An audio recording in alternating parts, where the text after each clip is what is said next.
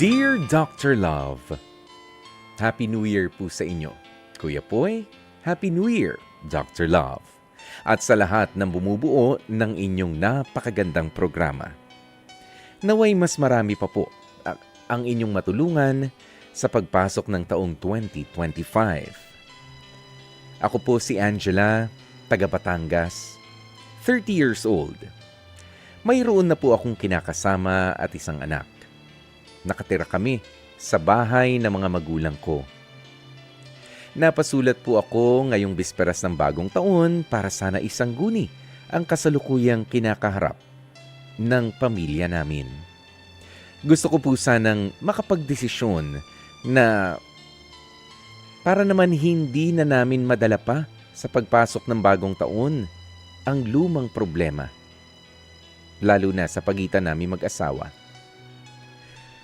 Kuya Poy, ang mga magulang ko po ay senior citizens na. Ang papa, malakas pa naman, pero hindi na para makapagtrabaho pa. Ang mama ko naman ay sadyang mahina na. At dahil ako lamang po ang nag-iisang anak nila, kahit pa nga bumubuo na rin ako ng sarili kong pamilya, ay hindi ko sila magawang iwanan at pabayaan. Nang magkaanak nga po kami ng kinakasama kong si Tonton, ang hiling niya sa akin ay bumukod na kami ng bahay. Pero nagawa ko siyang pakiusapan na maghintay na muna, i-delay na muna namin. Iniisip ko po kung papaano na lamang kasi ang mga magulang ko, sina mama at papa, kapag umalis pa ako sa bahay namin. Lalo na nga ang mama ay medyo alagain na. Ngayon po ay bibong-bibo na ang anak namin ni Tonton. 2 years old na siya. Pero heto at inaaya na naman po ako ng kinakasama ko na bumukod. Ang sagot ko lamang sa kanya para matapos na ang usapan ay palipasin muna namin ang Kapaskuhan dahil kawawa naman ang mama at papa kung wala makakasama. Isa pa, sino na lamang ang mag-aasikaso sa kanila ngayong season na ito. Ngayon nga po ay magno-New Year na. Naalala na naman ni Tonton. Pagalit niyang binanggit sa akin kung kailan daw ba talaga kami bubukod na. At sa puntong ito ay para bang natulig na ako sa paulit-ulit na tanong niya. Kaya nasagot ko rin siya ng pabalang. Tinanong ko kung bakit parang kating-kati siya, gayong nakita niya naman ang sitwasyon ng mga magulang ko na matatanda na. Galit din po siyang sumagot sa akin, Kuya Poy, at ang sabi niya, kung gusto ko raw talagang bumuo ng pamilya, ay kinakailangan na raw talaga naming bumukod. Hindi ko maintindihan ang sinasabing yun ni Tonton. Ang mama at papa ko ay never pong nakialam sa amin kahit pa nga kami ay nanunuluyan sa bahay nila. At kahit pa nga matatanda na ang mga magulang ko, ay pinagsisilbihan pa rin nila kami, maging ang kanilang apo kapag kinakaya naman nila. Ang pagkakaalam ko lamang ay mapipilitang bumukod kapag medyo nagkakabanggaan na ang mga magulang at ang kinakasama o ang asawa mismo. Pero, alam nyo, sa sitwasyon naman namin, hindi po ganun. Matapos nga ang sagutan namin ay kinausap ko siya ng masinsinan nang hindi na mainit ang kanyang ulo. Tinanong ko siya ng maayos kung ano nga ba ang tunay niyang dahilan. Dr. Love, medyo na-disappoint po talaga ako sa isinagot sa akin ni Tonton.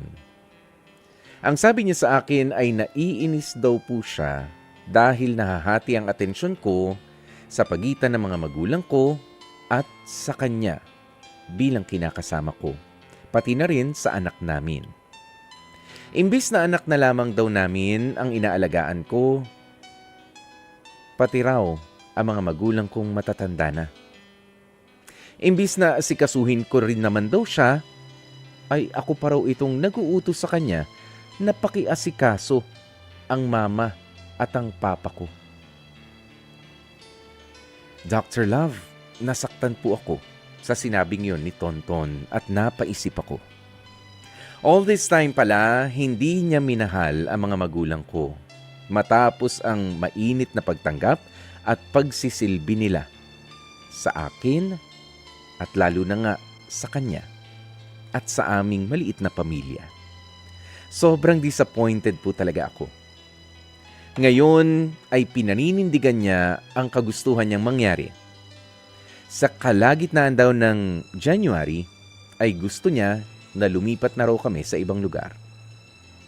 Ano po ba ang gagawin ko? Hindi ko po pwedeng iwanan ang mama at ang papa ko.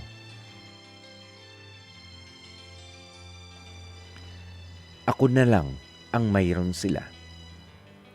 Alam ko rin naman na kailangan ako ng asawa at anak ko pero hindi ko maintindihan kung bakit parang kailangan kong mamili. Ang dating po kasi sa akin, Dr. Love, ay hindi niya iniintindi ang sitwasyon ko bilang nag-iisang anak ng mga matatanda ko ng magulang.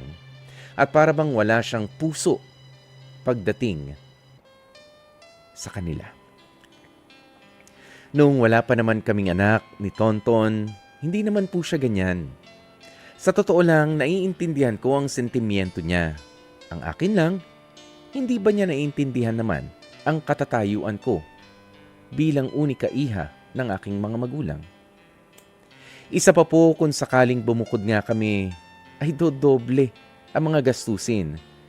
Dahil ang ilaw at tubig nila mama at papa sa bahay ay ako rin naman po ang nagbabayad dahil wala na rin naman silang kakayahan na maghanap buhay pa.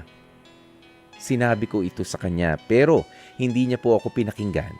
Para bang napakasarado na ng isipan niya.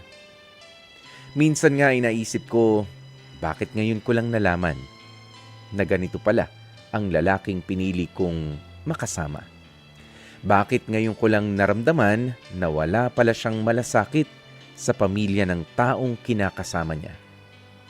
Ano po ba ang magandang gawin o magandang sabihin kay Tonton? Dapat po bang sumunod ako sa kagustuhan niya? Gusto ko po kasi sanang matapos ang taon na tapos na rin sana ang usapan namin tungkol dito at nang makapagdesisyon na po ako. Sana po ay matulungan ninyo ako. Gumagalang, Angela.